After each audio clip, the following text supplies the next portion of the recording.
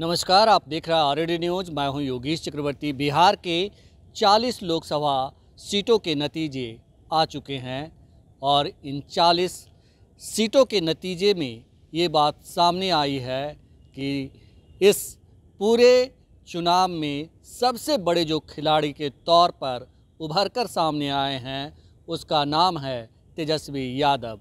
तेजस्वी यादव ने महागठबंधन को 0 से 10 पर पहुंचा दिया और ये उनकी बड़ी उपलब्धि मानी जा रही है।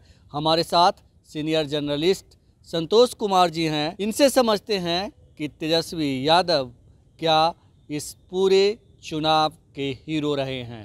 हमारे साथ राजनीतिक विश्लेषक निशांत उत्पल भी हैं। इनसे भी बात करेंगे और समझेंगे चुनाव नतीजों का जो पूरा समीकरण कैसे बना, कैसे बिगड़ा, ये इनसे हम जानने की कोशिश करेंगे। पहले संतोष जी, कैसे देखते हैं, क्या तेजस्वी यादव ने सचमुच कमाल कर दिया? देखिए, इस चुनाव में देखा जाए तो तेजस्वी यादव निश्चित तौर पर कमाल किया। तेजस्वी यादव ने जहां आरजेडी को 0 सीटें थी, इंडिया गठबंधन 1 सीट था, वहां 9 सीट, एक प्रकार से देखा जाए पप्पू यादव को जोड़ लिया जाए तो 10 सीट, लेकिन तेजस्वी यादव की उपलब्धि 9 सीट ही मानी जाएगी। तो अस्वस्थ बीमारी की हालत में इस भीषण गर्मी में सबसे ज़्यादा सभाएं उन्होंने की। एक तरफ उनके विपक्ष में कहा जाए तो पूरी सेना लगी हुई थी। कहा जाए कि एक प्रकार से महाभारत का युद्ध था जिसमें अभिमन्यु अकेले और पूरी कौरव सेना लगी हुई थी। एक तरफ नरेंद्र मोदी जी भारत से सरकार के विमान से, अमित शाह भारत सरकार के विमान से, प्रधानमंत्री सरकारी खर्चे पर पूरा चुनावी सभा कर रहे थे। पूरा भारत सरकार लगी हुई थी। राजनाथ सिंह, गृह मंत्री और भारत सरकार के जितने मंत्री थे सब चुनाव प्रचार के लिए आ रहे थे। और दूसरी तरफ तेजस्वी यादव अकेले एक हेलीकॉप्टर से, वो और मुकेश सहनी पूरा बिहार घूम रहे थे, सब जगह। कांग्रेस नेता राहुल गांधी दो बार आए बिहार में, आज जबकि प्रधानमंत्री 24 सभाएं यहाँ लगभग की प्रधानमंत्री ने। तो उस लिहाज से देखा जाए तो तेजस्वी यादव की बड़ी उपलब्धि होगी अकेले 10 सीटों पर लाना G1 से। लेकिन इसको अगर बहुत बड़ी सफलता के रूप में देखेंगे तो बहुत बड़ी सफलता नहीं। हाँ, पिछले लोकसभा चुनाव के परिप्रेक्ष्य में देखा जाए तो ये एक बड़ी सफलता है, 9 सीट जीतना। लेकिन इससे आप सत्ता में वापस नहीं आ सकते हैं। आपका 9 सीट और 10 सीट आना, आपको सत्ता में वापसी। इस चुनाव में एक बात और सामने आई कि नीतीश कुमार का वोट बैंक उनके साथ इंटैक्ट है। जो उनका अति पिछड़ा वोट बैंक है, जो महिलाओं का वोट बैंक है, उनके साथ इंटैक्ट है। जो एक हवा बहाई गई थी कि भाई नीतीश कुमार का वोट बैंक टूट गया है, भाजपा के साथ चला गया है, ऐसी बात नहीं है। आज देखिए, नीतीश कुमार के जो भी कैंडिडेट थे सब मैक्सिमम कैंडिडेट जीते और अच्छे मार्जिन से सब जीते। अच्छे मार्जिन से जीते। तो ये तेजस्वी यादव, अब विधानसभा चुनाव की तैयारी में लोग लगेंगे, तो विधानसभा चुनाव की तैयारी में तेजस्वी यादव को ये ध्यान देना होगा कि अगर विधानसभा चुनाव में जीतना है तो ये समीकरण से तो चुनाव नहीं जीत सकते हैं। उनको इस पाले में और चिराग पासवान को जोड़ना होगा, नहीं तो नीतीश कुमार को लाना होगा, तभी वो विधानसभा चुनाव में सफलता प्राप्त कर सकते हैं। ये जो अभी जो गठबंधन है, इस गठबंधन से विधानसभा चुनाव में सफलता नहीं प्राप्त कर सकते हैं, क्योंकि वोट बैंक बना हुआ है। नीतीश जी का वोट बैंक अलग है, आरजेडी का वोट बैंक अलग है, भाजपा का वोट बैंक अलग है, मांझी जी का वोट बैंक अलग है, उपेंद्र कुशवाहा का वोट बैंक, सभी लोगों का अलग अलग बोला जाता है ना, एक वोट बैंक है जो जुड़ते चला गया।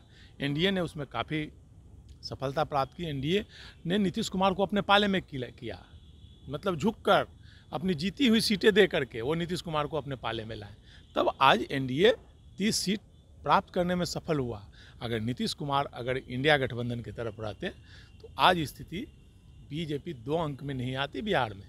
जी, जो समीकरण है हमारा, जो एक छोटा सा समझ है, उसके अनुसार मैं बता रहा हूँ कि एनडीए 5 से 9 सीट में सिमट कर रह जाती।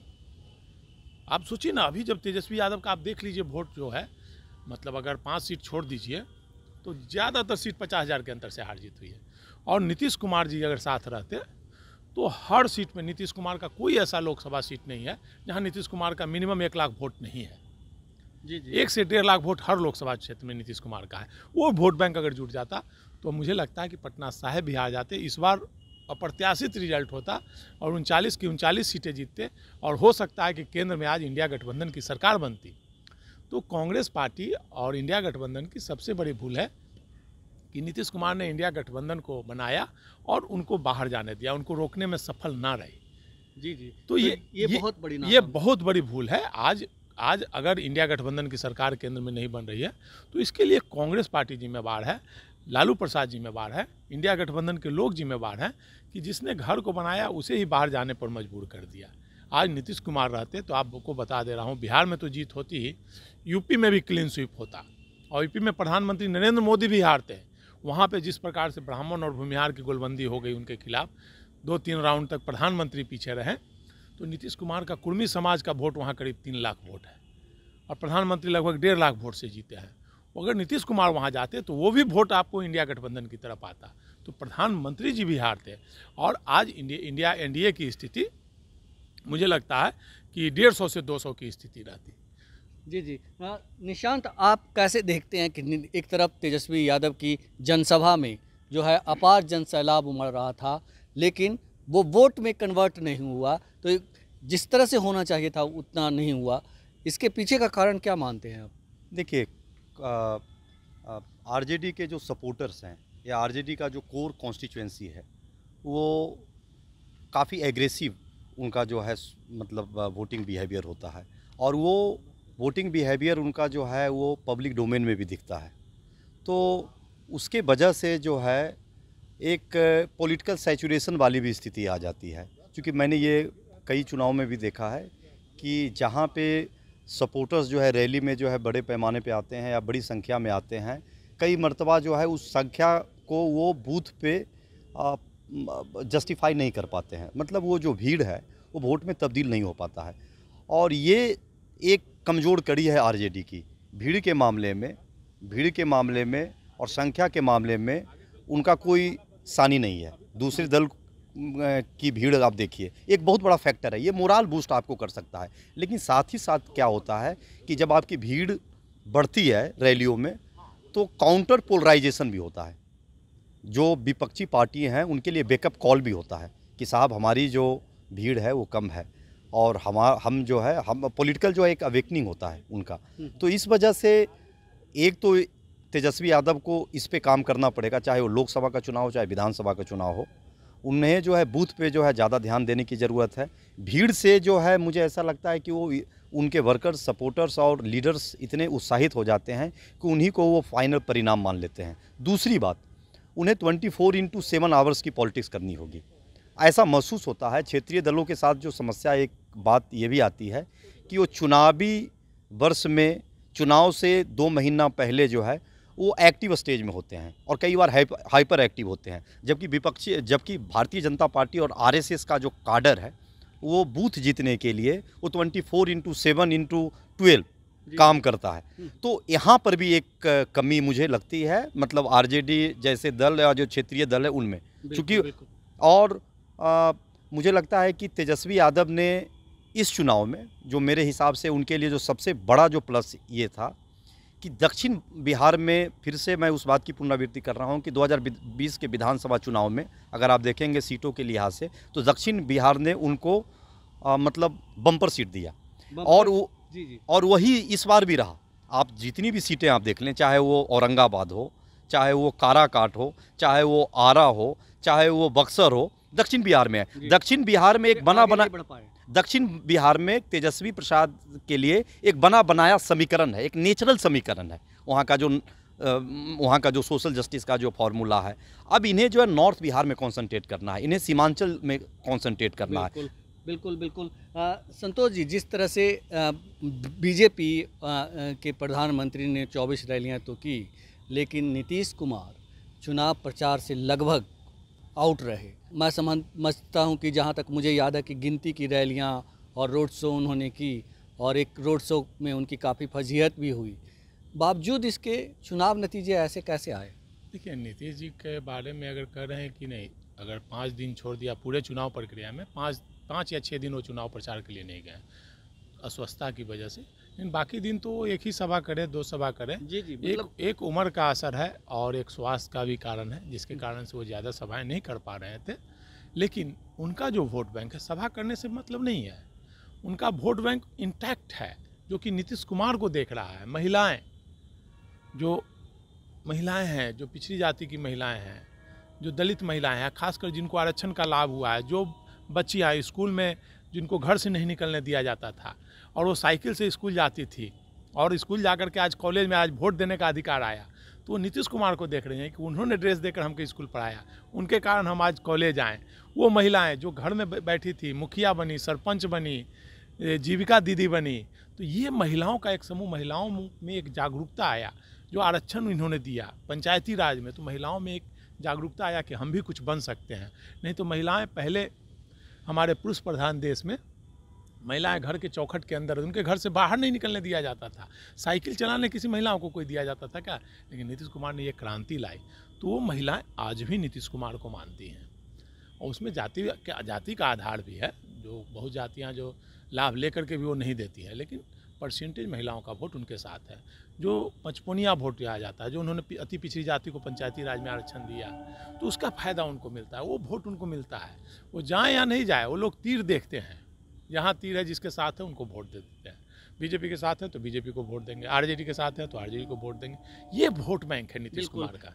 नीतीश कुमार का वोट बैंक ये है, लेकिन बीजेपी को जो वोट मिले वो पीएम मोदी की वजह से मिले या फिर यहाँ के स्थानीय नेताओं की कर्मों का फल मिला उन्हें? देखिए, मैं पहले से एक बात बता दे रहा हूँ कि ना तो देश में मोदी मैजिक था इस बार, ना कुछ था। 14 और 19 में मोदी जी के नाम पर वोट पड़े। मैं तो आज भी बोल रहा हूँ, आज चुनाव करा दीजिए और भारतीय जनता पार्टी अकेले पूरे देश में चुनाव लड़ ले। मतलब मैं कह रहा हूँ कि 100 से नीचे सीट आ जाएगी, आप जान लीजिए बीजेपी को। और मोदी जी को अगर इतना ही है तो भाजपा से अलग हट करके कहीं से वो चुनाव लड़ लें और चुनाव जीत जाए तो बताइएगा। कुछ नहीं है मोदी मैजिक। इस बार लोग जान चुके हैं, पूरे देश के लोग, कि इतना झूठ बोलने वाला प्रधानमंत्री पूरे दुनिया में कहीं नहीं है। इतना झूठ, इतना जुमलेबाजी करने वाला। अगर कोई बच्चा इनका भाषण सुन करके परीक्षा देने जाएगा तो फेल हो जाएगा। पहले हम लोग पढ़ते थे तो प्रधानमंत्री का भाषण सुनते थे। यूपीएससी, बीपीएससी में प्रधानमंत्री के भाषण को कोट किया जाता था कि प्रधानमंत्री ने बोला है तो वो होगा।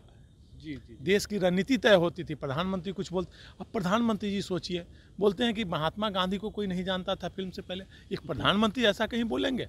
अब प्रधानमंत्री कहीं ऐसा बोलेंगे कि बादल में है, बादल से रडार जाएगा तो पता नहीं चलेगा, रडार नहीं पकड़ेगा। तो ये प्रधानमंत्री आरक्षण की बात करते हैं, मंगलसूत्र छीनने की बात करते हैं, गाय छीनने की बात करते हैं, हिंदू मुस्लिम की बात करते हैं। तो प्रधानमंत्री की विश्वसनीयता नहीं रही। आप देख लीजिए ना, 400 बोलते थे, पिछली बार से 50 सीट घट गया। मोदी की गारंटी बोलते थे कि मोदी की गारंटी, तो 50 से 60 सीट घट गया। तो कहाँ मोदी जी की गारंटी है? मोदी जी के नाम पर वोट नहीं मिला, वो गठबंधन को वोट मिला। जो भाजपा और आरएसएस का जो कैडर है, वो बोले ना कि कुत्ता को भी टिकट मिलेगा तो उसको भी लोग जाके वोट देंगे।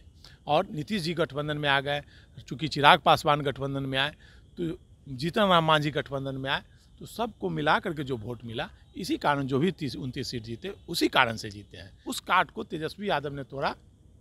कुशवाहा समाज को टिकट दिया, दलित को टिकट दिया, कुर्मी धानु को टिकट दिए, और साथ ही ये मुकेश सहनी को मिलाया, तो सहनी वोट, जो ये समीकरण बनाए।